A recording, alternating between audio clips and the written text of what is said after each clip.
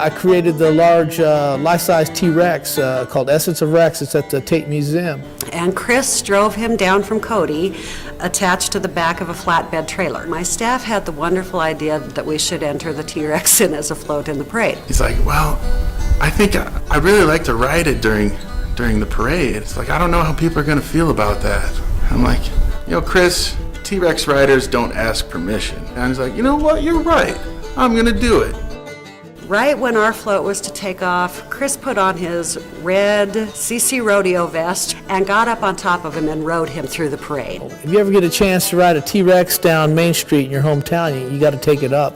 Of course, I was thinking liability, liability, liability. That day was sure a lot of fun.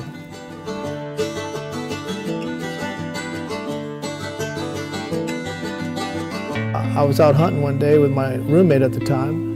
We stopped at Harry Jackson's studio. There was this beautiful sculpture. I used to ride bucking horses, and I thought, man, that is the most beautiful thing I ever seen. I asked the guy, I said, how much is that sculpture? And he said it was $35,000. And I was working in the oil field then, and I sure couldn't afford it. I drove my pickup truck over to the Navarro County Library, and I went to the librarian, and I asked her, I said, could you show me all the books you have on sculpting? I took all that stuff back home, and I did my first sculpture. It was a bull rider. It was called Spinning and Winning.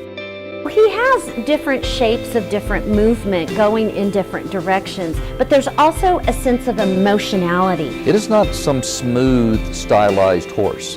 This is a horse with true muscle mass. Its mane is flying, tail is whipping, as he twists himself. The work I have a passion and knowledge for, is Western art because I've been a horseman and a cowboy almost all my life. I think, being a rodeo cowboy was really good training for me. Rodeo is one of those jobs where you really don't know how much you're going to make, and it's kind of like art, He really lives by cowboy code of do what you say you're going to do, make a deal by a handshake, and stick to it. He's a man of his word. He's a man of action. Well, I like to celebrate March 13th, 1986. That's the anniversary I quit my steady paycheck and I wanted to pursue my dream of being a professional sculptor. I remember my son JC, he was only 9 months old, and my wife Lynn was pregnant with our daughter Natalie. When there's times in your life when you just got to make a stand. If you really want something bad enough, you got to make the effort and be willing to take a risk, because in the end, it's not about how many years you live in this world, but what you leave behind.